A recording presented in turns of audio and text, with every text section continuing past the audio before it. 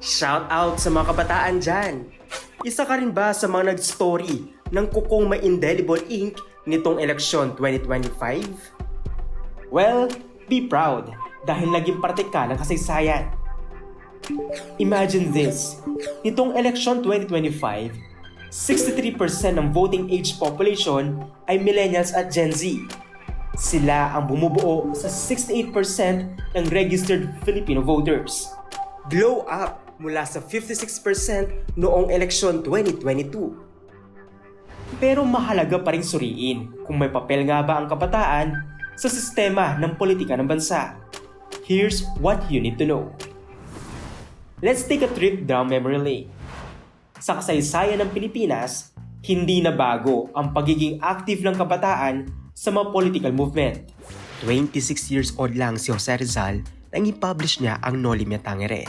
29 years old naman si Andres Bonifacio nang buuin niya ang Katipunan. At si Emilio Aguinaldo, 29 years old lang din na maging presidente ng unang republika ng Pilipinas. Yung mga kabataan, matagal na silang politically engaged. Hindi naman bagong phenomenon ang political engagement ng mga kabataan. Ang nagbago lang, ano yung mga espasyong ino-occupy nila. At ngayon, makikita natin na ang lakas nila sa social media. Sa social media talaga ang isang platform or space that they mostly occupy. And they do so very creatively. And even yung paggamit mo ng social media, magkakaiba yan sa lahat ng kabataan. May mga kabataan nasa TikTok, iba naman nasa X or Twitter, iba nasa Facebook, iba nasa YouTube, vloggers sila. Ang political participation ng mga iba ay very more covert or yung mas nakatago. Kasi baka makita sila ng mga magulang nila, baka pagalitan sila. Pero ngayon, iba na ang battlefield. From kalsada to the online world. Ang point, the youth show up when it matters most. At napatunayan yan sa nagdaang eleksyon. Basically, when we look at the numbers, we are seeing yung sinatawag natin na dramatic increase talaga doon sa kanilang numero. And I think this is something na medyo matagal-tagal na nating inaantay na hindi lang sila magkaroon ng sheer numbers, pero nandun din yung involvement. To be honest, the turnout was really good kasi po pwede na nandyan sila, registered voters sila, but they did not go out and vote come election day. Pero dito kasi sa nakita natin based on the data is that they comprise 63% and then they also overwhelmingly came out come election day. So that's a positive trajectory para sa atin dahil nga in the past though nandyan sila, yung numero nila, hindi masyadong significant yung kanilang involvement doon sa halalan mismo. And right now is a different thing, Kaya nga, ang tawag ko nga rito parang youth quake, Because nandito yung kabataan, naramdaman natin, Yun nga lang, sabi ng sociologist na si Presto, hindi dapat i-generalize ang mga kabataan. Madalas, iniisip ng youth vote ay parang isang monolith o iisang direksyon at paniniwala. Pero sa totoo lang, mas komplikado yan. May kanya-kanya kasing vibe, context at priorities ang bawat henerasyon. Hindi naman magkaparehas ang Gen Z at Millennial. So pag sinabing Gen Z, ito yung mga age 13 to 28. Yung mga Millennial naman, from 29 to 44, thereabouts.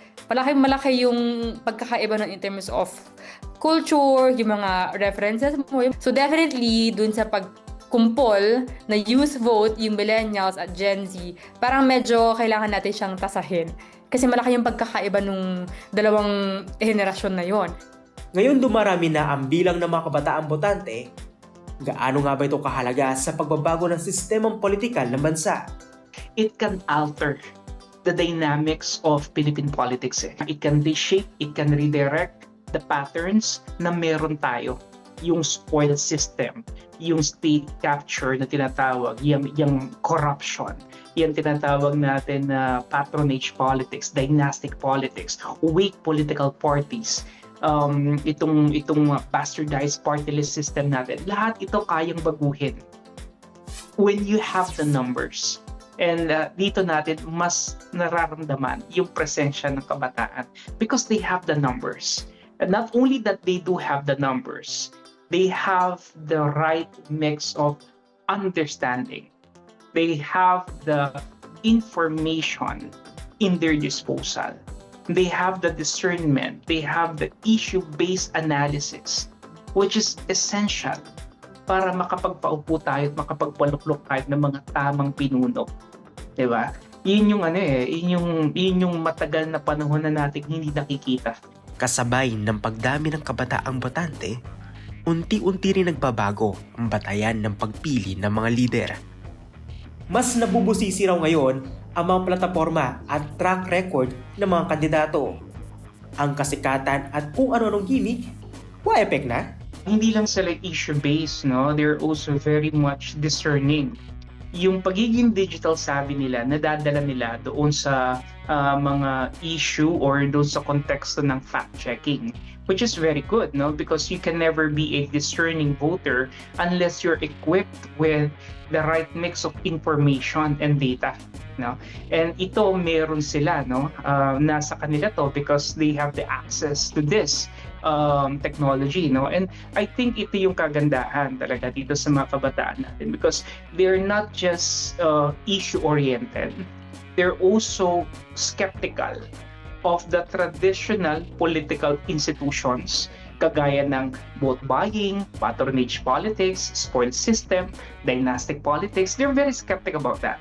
Which is good because dito na lang nadadala or nare-recourse yung kanilang pagiging idealistic, no?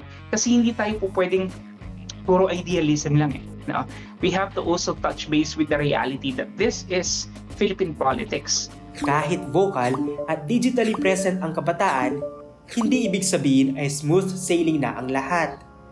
Dahil outside the screen, mayroon pa rin real-life barriers na kailangan lampasan ng kabataan ngayon para tuluyang makilahok sa mas malalim na political engagement. Kasi sa labas ng social media, dito na pumapasok yung napaka-real at makatotoong mga barriers or hadlang sa kanilang political participation. Isang barrier yan, finances. Meron pang mga magulang na nag-threaten sa mga anak nila na pinag-aaral kita tapos ganito ka lang sumagot sa akin. So para even yung access to education, yung pagbabayad sa school, natitake against them, yung mga kabataan. So sa Pilipinas, pag ikaw yung bata, ikaw yung magpapakumbaba, di ba? So kapag sinabi nilang tumahimik ka na lang, I mean, yun yung expectation sa'yo ng napakaraming mga tao sa Pilipinas. So all of these shows us na, okay, so in terms of numbers, ang laki ng mga kabataan, but in terms of everyday politics, hindi sila masyadong makagalaw. Kasi ang real ng barriers sa kanila, financially, culturally, and even demographically.